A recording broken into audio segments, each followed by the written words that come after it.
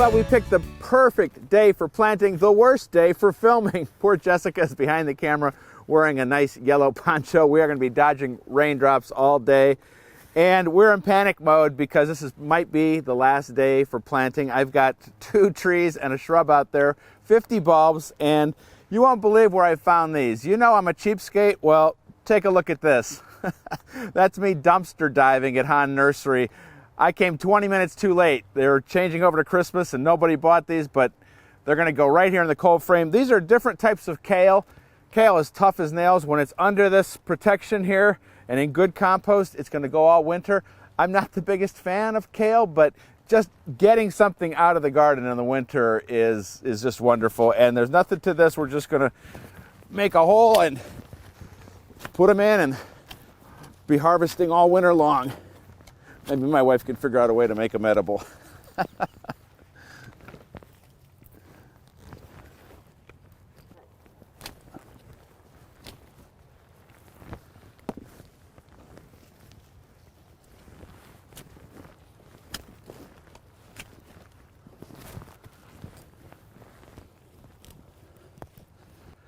Well, there we go. Some winter produce. Now I got a really cool tree to put in the forest over there. Nice. These arugula are nice too.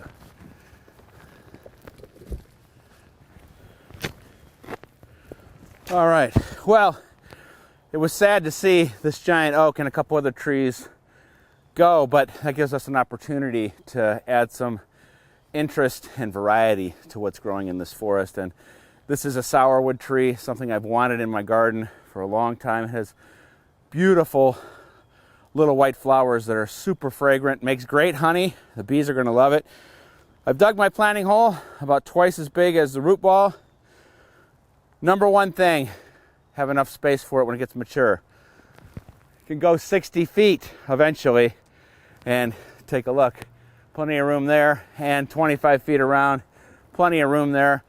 One of the number one questions I get is when something's planted 5 years, 10 years later, how do we cut it back to stay out of the way? So plan ahead and then never plant it too deep. Plant it just as deep as it was in the pot. And I'm going to see if this one is the right depth, and then we'll get it in the ground. Okay. Perfect. Now we got to see how long it's been in this pot. Oh man, was that easy? A little dirt for the bottom. Perfect. Put it in.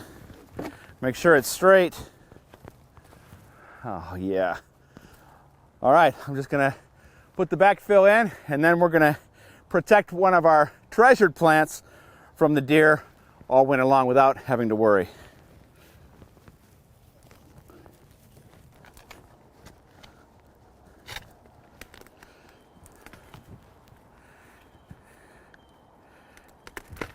Well, this mountain laurel is technically poisonous to the deer. It's a variety I love called nipmuc. And these buds, though, for some reason, for young deer anyway, are irresistible to them. And I could spray it every couple weeks during the winter with my Bob-X, but I always forget. You know, I'll keep up with it, and then, you know, you miss it for 1 week and the buds are gone. Without the buds, there's no flowers. So you can't, for most of us, fence in your entire property, especially in this case with 4 acres. So I'm just going to fence in these 2 shrubs just as a physical barrier to keep the deer out. And that's all there is to it. We've got some nice deer netting. These are just tomato stakes I got at the nursery, and we're just going to staple it on here. And now I won't have to worry about this, and I will see the blooms this June.